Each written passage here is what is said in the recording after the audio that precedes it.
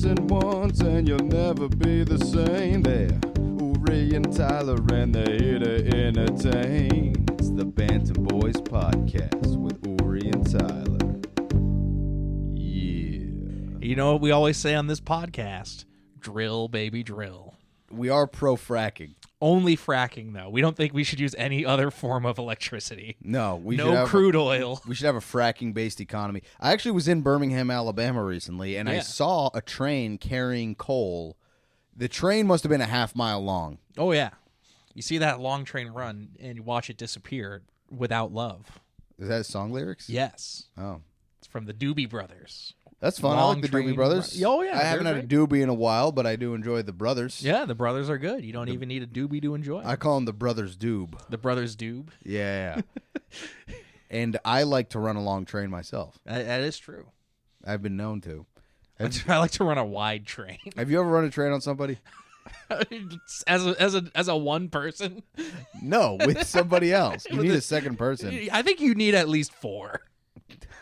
You really avoid these. Have you ever done? I haven't done this, question. But I think if you do it, it has to be at least 4. No, 3 people's a train. 3 people's a train. Yeah, you have an engine and a car and a caboose. If you spit roast somebody, that's not a train, though. That's not a train. I guess that. I call that a train. Yeah, but you're not all facing the same direction.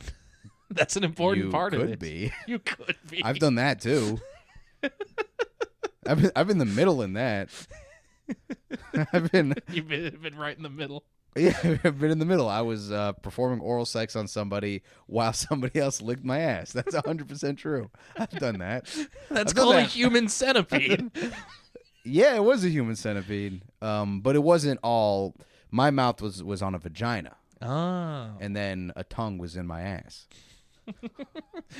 I hope it was attached to someone. No, it was a tongue on a stick. on like a lacrosse D-pole, like a 6 foot long. You ever seen one of those dildos on a stick? Yeah, I've been to the state fair. Get your dildos on a stick. Your family is gonna love this content. If for Tyler's family, I know you listen. Would you touch that with a 10-foot pole with a little dildo on the end? You touch that with a 10-foot dildo. I'm gonna start saying that. Dude. I wouldn't. That's tricky subject matter. I wouldn't touch that with a 10-foot dildo. You're gonna be kicked out of a lot of town council meetings. Well, dildos are the main issue I want to bring to the town council. Yeah, we got gun control. Why don't we have dildo control? There should be a 3-day waiting period. You should need to pass a test. Pass a test. Yeah, take a safety concealed course. Carry test. Concealed carry test. Yeah, I always carry one around. You never know when you might need it. Dude, I almost got mugged the other day, but then I pulled out my little dildo. Oh, that's a classic. That's a classic internet video. A guy's getting mugged, so he just starts doing gay stuff, and the muggers run away. It's not gay. It's a dildo. Sure. It's neutral. Yeah, that's true. That's true. Plus, it's a great throwing weapon. It's perfectly weighted.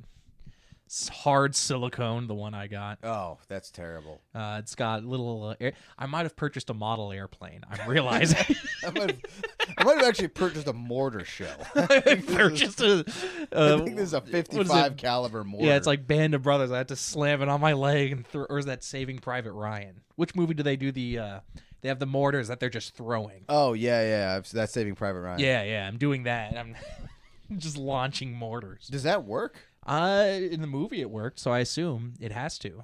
We're talking about croquet today. Croquet, the game of champions. Let me start with this question. Have you ever eaten a croquet? I have eaten a croquet. Is that what it's called? What is a croquet? It's a croquette. Croquette. A croquette. I think I've eaten one. It's like a savory British. Yeah, it's like a little pastry with.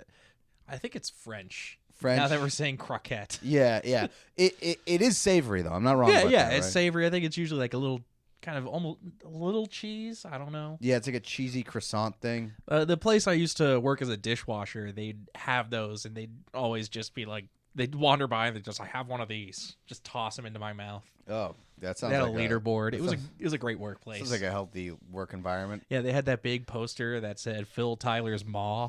Yeah. And then the first half hour of shift, they would ask you to to close your eyes and open your mouth. That happened many times at that job. That's not a bit. The chef would come by and she'd just be like, all right, just open your mouth. And then she'd just toss a rabbit kidney in there. Yeah, but she would say, close your eyes. That would be crazy. I can't confirm, but I feel like it did happen. Where she's like, just try this. I did. That's how I had rabbit kidney. And it was good. Now, was she attractive? Yeah. Did you have sex with her? No. All right, glad we cleared that Yeah, up. no. there was a time that I was the dishwasher, so I had to lug out the giant industrial jug of used oil and grease that God. once a week. I had to waddle that over. And as I was leaving, I put it down, and this guy was coming up the exit stairs, and I hadn't seen him before. And he's like it's a fire exit, and he's coming up to go in. He's like, "Can you open the door for me?" And I'm like, I don't know who you are. So I just poke my head in. Hey, this guy wants to come into the restaurant. And the chef is like, yeah, that's my husband. It's fine. Okay. That's so she was married. Yeah. Not to you.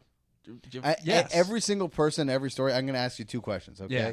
Are they attractive, and did you sleep with them? Our podcast, by the way, is brought to you by Hustle Milk. The only milk with 800 The only milk milligrams of caffeine. that asks you the hard questions. That's pretty good. That's better. The only milk that looks you in the eyes and says, "Did your employer have sex with you?" Hustle Milk, the only milk that is autonomous. The only milk that is sentient. Sentient. I was like, autonomous. What? It has its own government. No, It's an autonomous region of I Hustle was Milk. what do you call it? Prehensile, maybe? Sentient? Prehensile? Like a tail? Yeah. That's not what... Like the milk has a life of its own. Yeah, I guess sentient. It's alive. It's Hustle Milk, if this is your first episode, it is a combination of a Yoo-Hoo chocolate drink and a berry-flavored 5-hour energy, and it's surprisingly pretty good. We did it as a gag, and we quite enjoy it. It tastes like a Black Forest cake, like a fruity dark chocolate kind of thing. Oh yeah, it's so good. The rest of our episodes are just gonna be us describing it. We can't get over it. We need to stop making a podcast and start making Hustle Milk.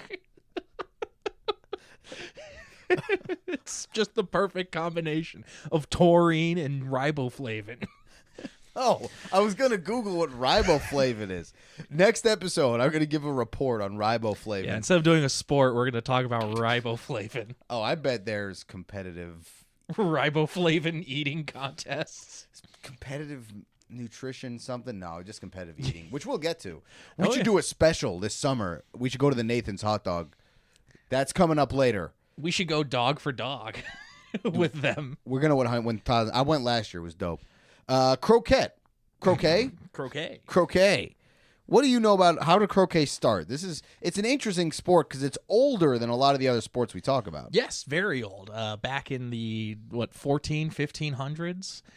I did see there are competing beliefs in where croquet as we know it today came from. There's the French origin and the Irish origin. I also read the Wikipedia page. Yes. For croquet. Yeah. So there's this great website called Wikipedia.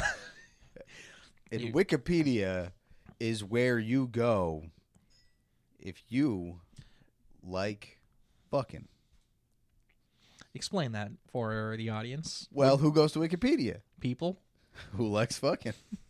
You know what? People do like fucking. Yes. You got me there, brother. These people, they do be. I was not wrong. They do be gagging and sagging. You know, I know that sounded like I was just grasping for something, and the first thing that came out was sex because it's an easy out. But no, it was well thought out and true. Hey, sometimes you grasp at a straw, and it turns out it's a ladder. I like that saying. A ladder to success. Did you just come up with that? I did. Dude, you're so much faster than me. This is embarrassing. Yeah. Well, in some regards.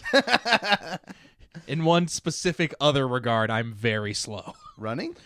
You've run more than me recently. Yeah, that doesn't mean I'm faster than you. All right. My run might be your walking pace. What's your pace? My pace? Oh, it's like 2 to 3 steps per stride. So tell me about these origins of croquet, because I was trying to decipher it, and I got lazy and sort of bailed. So I believe the nobility back in Brittany, which is the peninsula of France in the northwest. Have you ever been? I've not been to Brittany. Me neither. I've been to Paris. Oh, yeah? Yeah. How was that? It was fine. Yeah?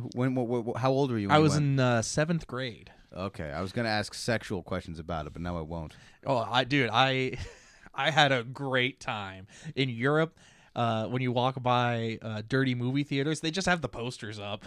Oh, did you jerk it? I don't know if I did on that trip. I don't have a diary. You don't keep a jerk log? I don't keep notches on my shelf like you do. My shelf is just all notches. It looks smooth. It's perfectly smooth with the amount of notches. If you notch it, it'd be one thing to notch every time you have sex, which would be a crazy thing to do if you were in a committed relationship. But to have notches every time you jerk off is hilarious. That is great, yeah. That is going to be... I think people would love to see that. Yeah, that might be my new movie. Your new movie? Yeah, it's going to be called Notch. And that's literally the premise. And then I'm just going to explore it and see what happens in this guy's life. See how a man on a mission deals with carpal tunnel. He's not even going to jerk off more than a normal person, but like people are going to come over his house and ask about the notches, and it's going to get out, and then a crisis will ensue. There will be an inciting incident. He's going to lose a girlfriend and then get her back at the end. A notchwork orange. All right, that's pretty good. Other good notch-based movies. Talladega Notch. Talladega Notch. The Ballad of Sticky Bobby. 100 Days of Notching. From Dusk Till Dawn, Jerk Off Edition. The Notchback of Notre Dame. Sir, the Notchback, he's notching up Notre Dame. The guy is putting notches in Notre Dame, or on the bell. On the bell. So every time he has to ring the bell. But it's hard for him to jerk off, so it is because it's a cathedral. It's he very lives in a echoey. cathedral, and he's got a weird back. Does he bang the woman in that movie? Yeah, they do Full Frontal. No, really. That's the only Disney movie where they show it. I don't think I've seen that movie since I was like 3 years old. Yeah, so. and they do it. Does the girl fall in love with him? Oh yeah. And she's like, "Oh, I love your back. Let me blow it out." That's where that phrase comes from. And dude, the back shots of Notre Dame. That's pretty good. Sanctuary.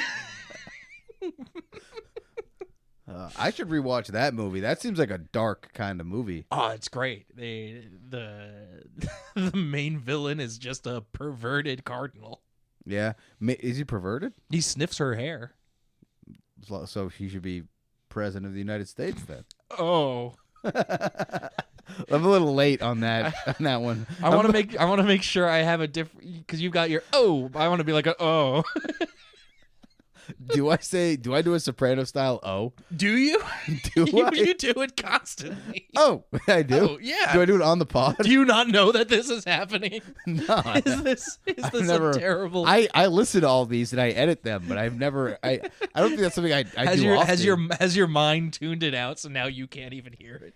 Am I doing it outside of the podcast? You're doing it right now. Oh no. I can't stop. All right. Well, we're a good 15 minutes in or so. Do we want to talk about croquet? Yeah, so you got these balls. Yeah, okay. Let me start with this. We'll get back to the history. May I?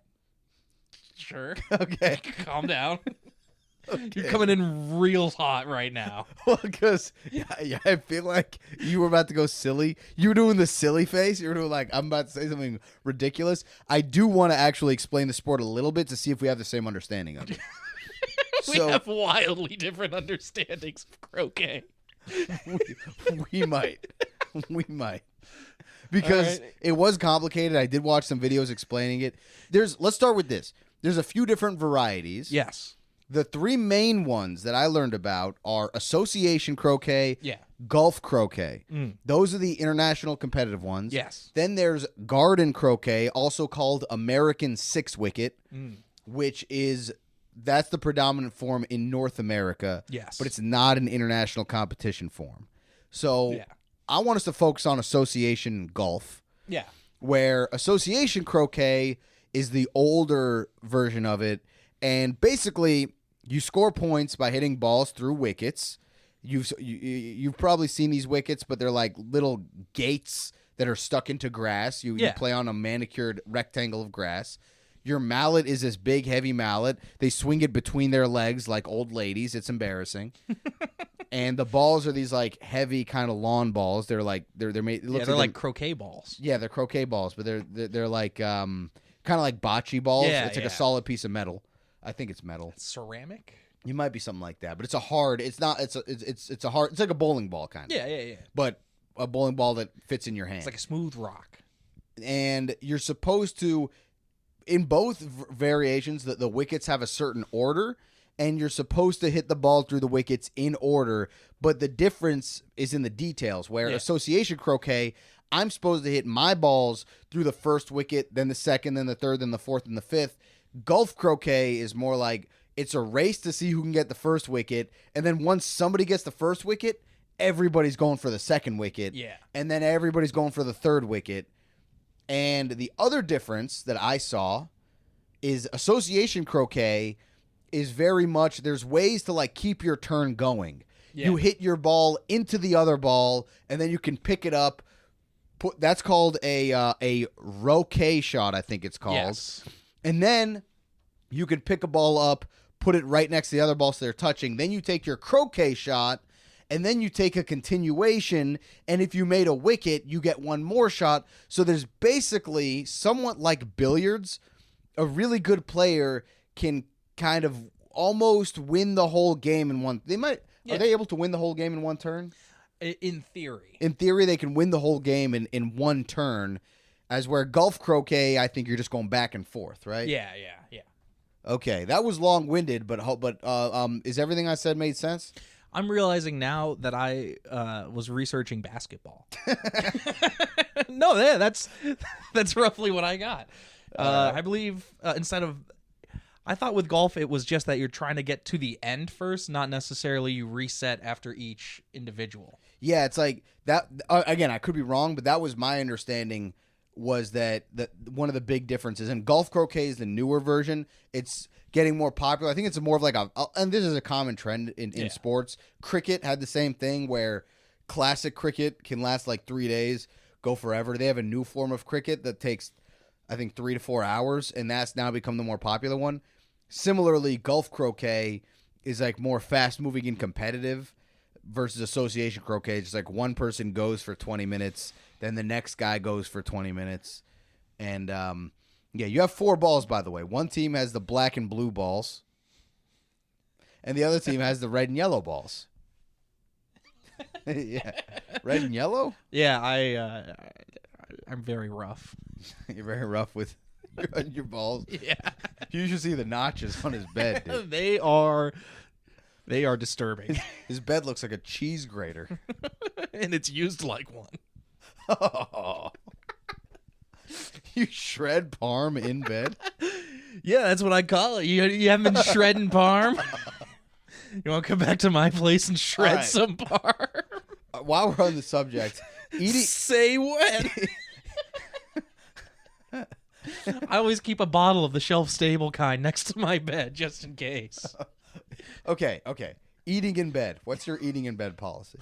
As long as it's got parm on it, it's going down the gullet. I want to know genuinely: do you eat in bed? How do you feel about it? I used to eat in bed, and I stopped with my new bed because I got a nice mattress. Okay, so it's more of a hygiene thing, yeah, less of a mental health, diet, nutrition thing. Oh yeah. No, I do very little to maintain my mental health with diet and nutrition. Okay, yeah, because that's my main reason for not eating in bed is the hygiene thing. You know, like that's why the only thing I eat in bed is saltines. I eat saltines with no napkin. That's the No only parm? thing. What are you doing? I'll put cheddar, a slice of cheddar on the saltine, but That's not parm. trust me, the room's gonna smell like parm at some point. Yeah. What part of the body is producing that? You don't think parm smells like sex? No. No, I think I make my sex smell like parm. no, But that is an active process I'm no. undergoing. If there's juices flowing, it smells kind of like parmesan. It shouldn't. It shouldn't. I'm going to What do tell you right mean? now, you should contact a doctor. What do you mean? You need to contact a doctor that's not in Little Italy. I know where you get your doctor. It's a normal. Dr. Fiorino was not. Dr. Fiorino. He assured me everything was okay. Fine dusting. It's becoming Rodney Dangerfield. Hey. Oh God, it's a buffalo. A buffalo. It's buffalo mozzarella. Mozzarella. Buffalo cockerel. That's all it is. That's all it is. You're gonna be fine. Just lube up your brajol. You'll be okay. Lube up your brajol. That's what my doctor says to me. I think Butter up the I think that's what brajol. we all said to each other last time I went on a bachelor party. All right, boys. We gotta lube up our brajol. we gotta stretch our gabagool. See, gabagool is too specific. It's too specific. Brajol is something Italian people say to mean cock. Gabagool is just from the show. I'll do a variant. I'll give a variant of croquet. Yeah. Okay, so instead of association croquet, golf croquet, or garden croquet, I'm gonna do arena croquet. Classic. Yeah. It's gonna be played not on turf. It's gonna be played on hardwood, and it's gonna be just the paint area of a basketball court. And there's really it's all wicket. The whole place is wicket, so you kind of gotta force the ball through to get to the right wicket at the right time. That's what do you mean by it's all wicket? like there's, How are you getting these wickets into the hardwood? They're not. Are you drilling down? They're not drilled in. They're just cones? They're just yes, exactly. Do they weeble wobble and fall down? If you hit them wrong, yeah, Hmm. yeah. What about you? What's your variant of croquet? Uphill croquet. Okay, It's on a 45-degree angle. that's a steep hill. That's a steep hill. So you have to be constantly hitting because the balls don't stay there. You have to just keep. Oh, dude, It's regular. dude, not turn-based, but real-time. Real-time cricket. Hockey croquet. Yeah, but it's uphill. It's like a mini. You have to get it through, and if it falls back through the same wicket, it does your wicket. So Now- you got to hit it up and over so that you can. And are keep we going. still taking turns? No, it's all at the same time. You start off all back to back, like boom, boom, boom, boom, and then you're just going. You're going. That could be interesting. Oh yeah, especially because once you get through the first two, you have to go down through. But then the ball rolls down to the side, so you have to hit it up and around and back down. Oh man, yeah. No, that's interesting. That actually could be really fun. I think 45 is a little steep. You saying we should go steeper? I say we should go 20. 20? A 20-degree incline is still very steep. What are you, a coward? I am. Yeah. When it comes to croquet. When it comes to 45-degree croquet, these balls are flying. 45 degree, I think, is considered like climbing. Yeah. We've got little mountain climbing footholds. You've got to dig in. You have those like spiked shoes they use for rock climbing where you dig into the mountain. Oh, are those controversial? In croquet, definitely. In croquet, absolutely. I don't know about in rock climbing, Dude, but in croquet, absolutely controversial. I would love to see like one of these old British losers playing croquet wearing cleats. Just absolutely dug into the turf. This like fine $1 million lawn that they're standing on, just tearing it up. Now, you've identified croquet as a rich person sport in the past. Do you still stand by that? It's not. I mean, it was definitely started by nobles. Yeah. And it's not now that lawns are just in general very widespread. I definitely say if you are joining a club to do it, you've got enough money. Yeah, you're If you're like, right. buying the $25 set at your CVS or Target in your backyard wasn't enough croquet for you, Yeah, because you can if you have like you don't need that big I mean, you do need like a serious backyard, but if you live in the English countryside, Yeah. and you have a lawnmower, you could set up a croquet court. And yeah, like you said, just like get the kit for like 80 pounds, and Yeah, that's I'm actually that's my plan is to just buy little plots of land next to the clubs and offer way discounted croquet services. Oh well, those I'm undercutting the big boys. well, one of those British club owners might confront you. Yeah, well, I'm willing to club that man right in his kneecap. Wow, that's very American. When I said a British confrontation means that he will look at you sourly. Yeah, and you know what? I don't take sour looks. I'm a sweet boy. I don't take no sour looks. No. So you're just gonna club him in the knees? Oh yeah. Okay. Oh, he'll learn. He'll learn pretty quick. I'll also learn pretty quick when I'm in jail from clubbing this man. Well, yeah, because then the police come and club you because they don't have guns. First of all, it's not the police; it's the coppers. Is that what they call them? I don't know. Just going for it. They probably have some cute name. Britain's such a adorable place.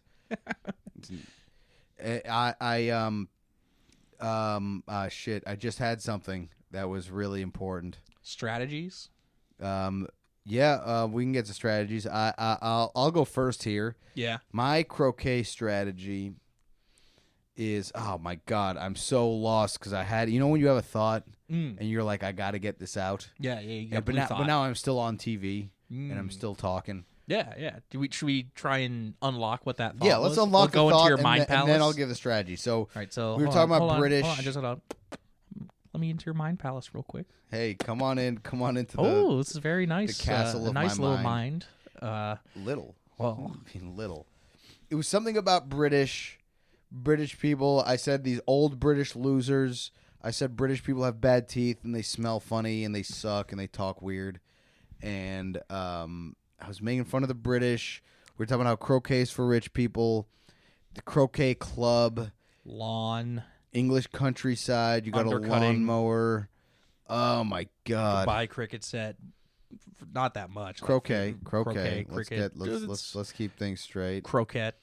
Lovely little pastries. Num num num. Yes, they're delicious, cheesy, savory pastries. Right into the gaping maw of capitalism. Into the maw. You've got that coworker who would face fuck you with chicken livers or whatever.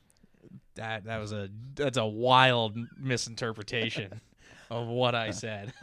Right. She would feed you chicken livers with your eyes closed, and she would take the chicken livers out of your mouth and put them back in for some reason. Oh, I thought you were going to say, and then use them for service. Just to pop in and out. It was a flavoring. It was a way to exact retribution. You were the house revenge mouth. The revenge mouth. Yeah, the revenge mouth. I think that was a sci-fi original movie I saw. Well, I lost my thought about Britishness, but my strategy for the game, how I'm gonna win croquet. All right, here it is. Yeah, double-headed mallet. So normally they have this mallet that they swing between their legs, like that, and they What I'm going to do is I'm going to get like a kung fu style mallet that's got a head on both sides, and I'm going to spin it around. It's going to get way more momentum. And like that, I'm going to have the hardest mallet hit in all of croquet, and I'm going to become the first power-based croquet player. See, I think this would work better if you had like mallet nunchucks. That you're spinning around. That's sick. Yeah. You get them going, and then it gets that centrifugal force. Did you see, by the way, how they swing it between their legs? Oh yeah. Doesn't it look so dumb? It does, but I imagine if you're going on it's probably more accurate. Yeah, because on the side you might pull. Yeah. It's definitely more accurate to do it that way. But like, it's like granny style bowling. I thought we were gonna see golf style swings. That's how I imagine it in my head. This between the legs thing really, really screwed me up. It really seems to have affected you. Yeah, I mean, and they have there's a technique to it. They do a certain way to grip it. Yeah. Oh, you know what? We were talking about eating in bed. Yeah. I was talking about how sex smells like cheese. There was the Italian doctor riff. Oh my God, I cannot get to the bottom of this. I had such a good thought. It was like really going to be. Better be real good. It was such a good thought, and it wasn't just funny, but it was funny and like enlightening and philosophical. It was really, what's gonna turn this pod around. It was gonna turn us around, and that was our real our moment, our touchstone. I just completely lost. That was gonna be our get her done. A really philosophical and important moment. What's your strategy for croquet? My strategy, what I'm gonna do is I am going to bring a shovel. Okay. And when people are getting ready to hit, I'm shoveling real quick, just creating little holes all around. They don't see me doing this because I'm very quick, and I'm just. I've noticed a lot of your strategies involve subterfuge. Yeah, that's the best strategy. You got to dig a little hole so that it drops right in. You're like, oh, where'd that hole come from? Imagine playing sports against you. There's a lot of you just doing this, just sneaking around. For the listener, I'm doing a sneaky pose. I'm just kind of tiptoeing around and ducking. I got a new strategy. The night before, I'm out at the lawn, and I'm digging all these pits, and I'm covering them with a thin film of grass. So there's a deep pit underneath, like a punji pit. like you're the Viet Cong. I'm building punji pits. I know where they are. So I'm hitting around. They're like, why did he hit over there? And they hit it, and the ball drops. And then you're like, you got to play that. And then they walk over to hit it, and then they drop into a human-sized punji pit right next to them. With spikes? Yes. Okay. Disease spikes. Snakes, maybe? Snakes. And uncomfortable conversations. I'm also packing those into the punji pit. Yeah, you're pretty good. You're pretty good at those. Oh, yeah. I'm very good at those. I just... that's why we made this podcast. Yeah, it's tough for British people when I ask them what they've shoved up their ass lately. Oh, mate, what's all in there? Arse, but they say arse. Arse. So I gotta make sure they know what they're saying. I think they say clam hole. For vagina? No. No, they say what's their cute word for vagina? Beaver. No. They have fanny. Isn't fanny ass? And in Britain, it's the vagina. Fanny's vagina? Yeah. That's cute. You learn a little something new every day, don't you? I do. I don't know why I'm doing this voice. I find it very patronizing. It is. It's absolutely patronizing. What's your What's your heroes of the game? Your player hero profile of the game. Oh God, I had him looked up. It's the second Earl of Essex, Arthur Capel. Okay. He is known for popularizing the sport and being one of the first to sell an officially branded croquet set. Was he the one who published the rule book? It was a different guy who published the rule book, but he was kind of the guy who started selling equipment so that everyone could have the same equipment. Do earls have any administrative responsibilities? I believe they did. Because they seem to just invent shit. Oh, yeah, no, it's definitely like a royal position that used to mean that you had like probably 400 to 500 people that you were in charge of, and now it just kind of means you have a big house and a nice life. But this was when this was like what, Victorian era? Yeah. So the monarchy, like today, if you're an earl, you don't actually have any political power. You just are sort of part of this dated British monarchy thing. Yeah. But back then, the earl actually was the head of an administrative body that was actually in charge of stuff. I think somewhat, but I believe at that point it was becoming less and less. It was becoming more bureaucratized. More of a professional state. And so the Earl was just a guy who had a lot of leisure time. Because like the Earl of Sandwich famously invented the sandwich so he could eat while playing cards. Yeah. And this Earl of Essex he didn't invent croquet, but he started like a croquet business, selling croquet sets for other people to play. Which I guess is cool as far as things to do with your free time. Yeah, not gonna lie, he's in my top 5 earls. Oh yeah? Yeah. Oh, can I do a top 5 earls? Yeah. Who's your top 5 earls? The Earl Power Rankings. Earl of Sandwich. Mm-hmm. Earl Sweatshirt, the rapper. Earl, my buddy from high school. Earl, he should be number 1, but we had a falling out. So it only dropped him to number 3.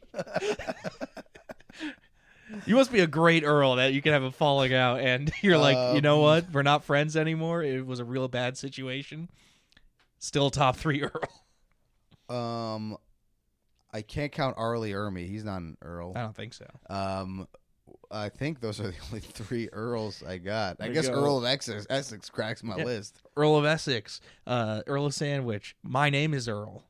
I've never seen that show, and that's a fictional character. Anyway. Earl Campbell, the inventor of soup. No way. Earl Campbell invented Campbell soup? No, invented soup. What do you mean invented soup? He was the first guy who was like, "Oh, what if we boil some stuff up? That's not true. Just boil it up." That's so Just false. boil it right up. That is not true. I refuse to The believe second this. is Earl of Lunchable. He was so busy playing Pokemon cards that he made his servants chop up a lot of tiny meats and cheeses and seal them in a little plastic He was container. a British Earl born in 1993. Who really loved little meats and cheeses. Invented Lunchables. I wish Earls just kept inventing foods. How do I not know this? What are the? There's got to be a famous. Or was there no president named Earl? There was not a president named Earl. Damn, man. There wasn't like an Earl Coolidge. No, there's a Calvin Coolidge. I just gave it a different name. It sounded believable though. It did. It was definitely a name. This probably has been a Earl Coolidge. Let me do a player profile. I actually did something we don't often do here, and I actually profiled one of the greatest players. Oh, He's arguably the greatest of his generation. mm-hmm. His name is Reg Bumford or Bunford. Bumford. Full name Reginald, but people call him Reg. I love his band Bumford and Sons. And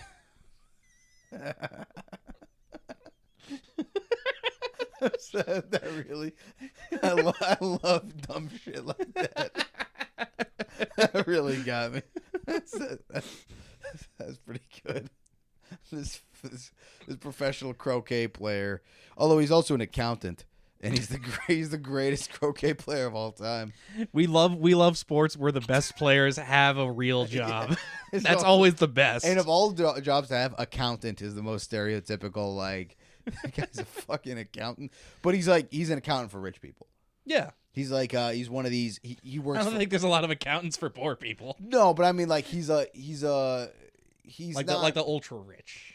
He's like a schmoozing, suit wearing kind. He's not like a guy down in an office who like works in a cube farm. He's like a guy you go shake hands with and at a gala and then be like, hey, you wanna? Oh, my company needs consulting from blah blah blah. I think he got his accounting certification from like Deloitte or whatever. That was in his Wikipedia that he got it from Deloitte. But anyways, this is a good segue for us to talk about the two major competitions. There's a lot of competitions. The World Championships are called they're called shields. The McRobertson Shield for association cricket and the Open Show Shield for golf croquet. Excuse me. Yes. Easy mistake. AC, they just abbreviated AC and GC. But So he's a 12-time winner of the British AC Open, 12-time winner of the British GC Open, and the only person ever to hold both the McRobertson Shield and the Openshaw Shield simultaneously. In 2003, he won the World Championship for association and golf croquet. Only time that's ever happened. He unified the belts. He unified the old dorky nerd belts of croquet. You could have just said belts. It's a nice leather belt. Honestly, okay, of all the sports that we have profiled, the only one that I hated was race walking so far. And obviously there were some that like I think are cool, but I could never do, like synchronized swimming. Yeah. This is the first sport that we've gotten to where I'm really on the fence. Like, I could do this. It might be fun, but I think it sucks. I'm not sure, though. You've just never played it in a backyard? I don't think so. Maybe in, like, elementary school I played some imitation of it, but... Dude, we could make this we can make your dreams come true. You want to go play croquet? Right in the middle of winter. We should do a video series. Let's talk after this of us playing weird sports. Can I pitch my a new variant, which is ice croquet? Oh, that's actually sick. Yeah. That's what I'm talking about. It's almost like curling, but you can hit the other things around. Yeah, dude, that's awesome. See, I would be into that. Now, do you go out in curling shoes or do you go out in skates? Gotta be skates. You're allowed one skate and one shoe.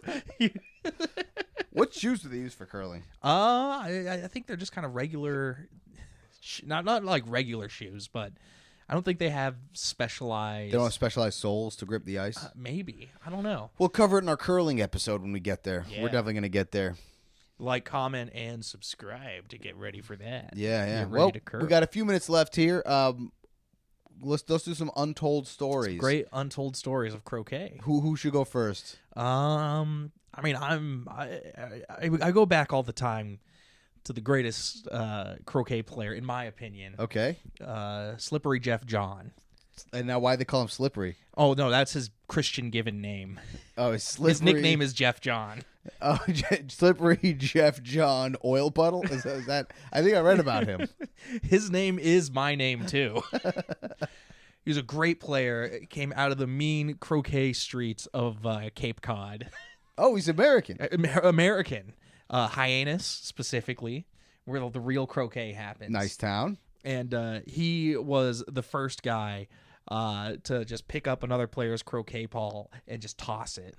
Oh. They hadn't written a rule against it, so he was just doing it. And as they tried to legislate it out, he would hit the people who were trying to change the rule book. So he was tossing it at people. Oh, yeah, tossing it at people outside of the arenas, these packed houses, 20,000 people at a time, to watch this man bean other people with these heavy croquet balls. Did anybody get hurt? Oh, so many. It was brutal. In fact, it was a lot. It was happening in the early 1900s, and a lot of rich people would send their sons to play against him because then they would get injured and would be ineligible for the draft. So it was a draft dodging tactic. So where he would just bean people with these croquet balls. Now, I think I heard about this. There was some controversy that he was getting paid off to do this. Yeah, right? People thought that he was being paid by the Kaiser. Do you believe that to be true? I mean, I think it was the secret part of the Zimmerman telegram that they didn't. That's they didn't release because they loved him so much. He was really in with Woodrow Wilson, and he wanted to protect his croquet bro. Yeah, and it is a good thing because I know he played alongside a few of the Kennedys. Yes, It's a good thing. These were the early Kennedys. These are the pre-Kennedys. Pre-Kennedys. Yeah, that's what pre-K stands for in Massachusetts. Yeah, I went to pre-Kennedy. That's where they teach you how to talk like this. Did I go to kindergarten at a place called John F. Kennedy? No, I went to kindergarten at a place very near a John F. Kennedy museum, but it was not called John F. Kennedy. Yeah, that was the Jack Ruby kindergarten. Right across the street from Lee Harvey Oswald Middle School. That's hilarious. I used to live next to JFK Middle School in Somerville, Massachusetts. If I put up a sign next to it, that's a Jack Ruby Elementary School. That's really funny. I think someone would tackle you. That's really funny. Jack Ruby's a good Halloween costume. He did shoot the guy who shot him, allegedly. So I guess people would celebrate you. Yeah, Jack Ruby is pro JFK. Yeah. Oh, absolutely. Lee Harvey Oswald Middle School, I might not do. Yeah, you would.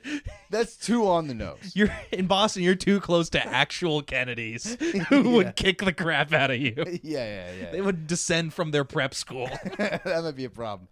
So what happened? RFK Jr. What happened to Slippery Jeff John? Did he ever win a championship? He slid right out of history. All right. Do you have a good untold story? Yes. Okay. Yes. Mine is his name was Gabriel Ginsberg. He was actually London's first Hasidic croquet champion. Oh, okay. Yeah. Now, were there many prior Hasidic croquet players who didn't quite get to the championship? So the problem was that the championship was often held on Shabbat. So he's not allowed to use tools. Yes, which was sort of discriminatory because he couldn't go play. They couldn't go play croquet on Shabbat, but they got pretty good at it amongst themselves because they, don't really work. So all they had to do was they were They did work. They were involved in organized crime. Okay. Were the mallets involved in this organized crime? Absolutely. That's why they played croquet. It was a training exercise for how to bust skulls. So it's like NASCAR. Where NASCAR came from bootlegging. Yes, exactly. So of course the Hasidic community in London, they were involved in this is I'm Jewish for the listener. They were involved in money lending.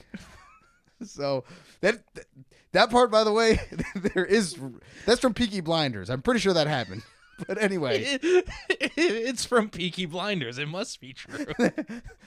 Peaky Blinders has a Jewish money lending organized crime thing. So that's the world this existed in. It was in the Peaky Blinders universe. This real player existed in the Peaky Blinders universe. Gabriel Ginsberg was in the Peaky Blinders universe, but it was very controversial. He broke Shabbat to go become a croquet champion and actually got excommunicated from the Hasidic community. So he kept doing the only things he knew how to do, which was play croquet and lend money at predatory interest rates and beat people up when they didn't pay up. He was eventually, though, killed by the Cray twins. Oh yeah, in the show. I remember that episode. Do they show up in the show? Oh no, that's from a different movie, right? They were real. They were real. That's all part of the Peaky Blinders. Tom Hardy did play the Cray twins, and he was the Jewish guy in Peaky Blinders. But no, I'm talking about the real life Cray twins. So they beat up Gabriel Ginsberg. He got to death. so intensely excommunicated, he left his television universe and joined the real world. In the real universe, where in the television universe, Tom Hardy was on his side, but in the real world, Tom Hardy killed him in the streets. He must have been so confused when he came up to Tom Hardy. He's like, "Oh, my old friend." Yeah, well, he didn't speak English. That was the other problem, is that he only spoke Yiddish. That's very difficult. Which made it very hard for him to take advantage of the local gambling addicts. He's trying to manipulate them in Yiddish. It's just not working. He just can't. You need a basic you need business English. And that's how he ended up indebted to the Cray twins, who ended up killing him. Did he know he was indebted to them? Did they know he? It's not completely clear. This is good. This I think he's a beautiful man. Yeah. R.I.P. Gabriel Ginsberg. We miss you. Your daughter Ruth did a great job. Nice. Is there anything else we want to say about croquet before we break? I think we did a decent job describing it. Yeah. If you're interested, buy the official Bantam Boys croquet mallets and balls. Yeah. Each one modeled after our own. We'll make that. That's pretty funny. We'll make that available right after our branded hemorrhoid pillows. We're going to sell Hustle Milk and hemorrhoid pillows. Will be our first piece of merch. The H&H. Dude, H&H Heavy Industries. I know we don't have a big following, but branded hemorrhoid pillows is so funny. That's so hilarious. I love it. All right, my team name is the Sticky Wickets. What's your croquet team name? My team name is the Stinky Wickets. All right. Thanks for listening, everybody. My team plays right above your team. Oh, no. Above us. Or below, depending on where. I thought you played before us, and then you fart and poop on the field, and then we have to come deal with it. No, it's like a little bit, like one part sticky, and then the other part. Oh, I think I see. I think I understand. That got really intense right at the end. Sticky Wickets, Stinky Wickets, Uri Shatil at the.uri.show. Tyler Derniak at Tyler_Derniak_comedy. Follow us, like, subscribe, leave 5 stars on Apple Podcasts if you listen this far. Thanks, everybody. Good night.